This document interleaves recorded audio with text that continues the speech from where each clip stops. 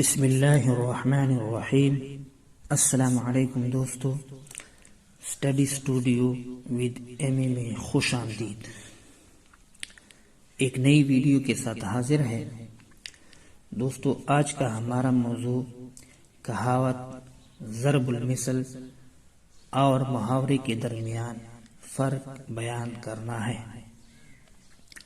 تو دوستو، کہاوت طے شدہ اور قابل حفظ الفاظ میں بیان کردہ ایک ایسا مختصر اور معروف عوامی جملہ ہوتا ہے جس میں دانش، سچائی، اخلاقی تعلیم اور روایتی نقطۂ نظر استعاراتی انداز میں پائے جاتے ہیں، اور جو نسل در نسل منتقل ہوتا ہے۔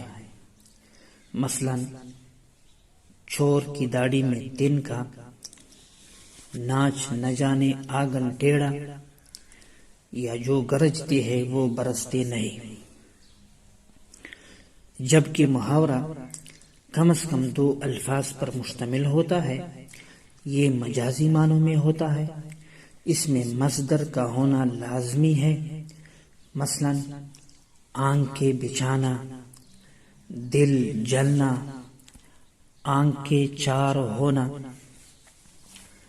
ایک اور تعریف ہم کرتے ہیں دوستو، محاورہ وہ مرکب مصدر اور اس سے بننے والے افعال و اسماء جو اپنے حقیقی معنی میں مستعمل نہ ہو، مجازی معنی میں مستعمل ہو۔ جیسے گرمی نے مار ڈالا ہے، تو یہاں مار ڈالنا محاورہ ہے۔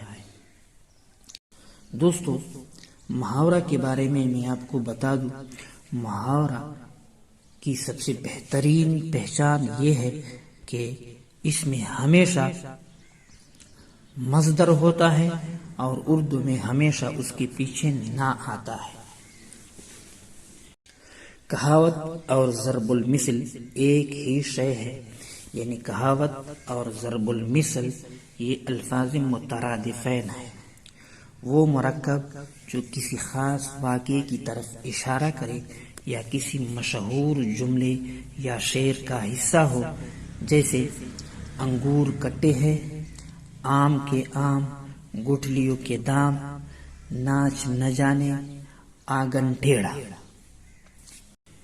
چند مشہور ضرب الامثال اور کہاوتیں معانی ہم ذکر کریں گے۔ تو سب سے پہلا ہے آ بیل مجھے مار، یا اپنے پاؤں پر کلہاڑی مارنا۔ تو دوستو، اس کا مطلب ہے کسی مصیبت کو خود دعوت دینا۔ نمبر 2، نیکی کر دریا میں ڈال۔ تو اس کا مطلب ہے اچھا کام کر کے بلا دینا۔ نمبر 3، ناچ نہ جانے آنگن ٹیڑھا، کام نہ آئے مگر ہیلے بہانے سے ٹالنا۔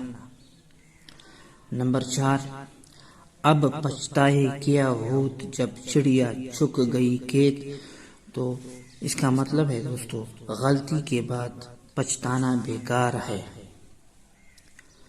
نمبر 5، جس کی لاٹھی اس کی بھینس۔ تو اس کا مطلب ہے ہمیشہ طاقتور کی مرضی چلتی ہے۔ دوستو، ویڈیو پسند آئے تو لائک کرے، شیئر کرے، چینل کو سبسکرائب کرے۔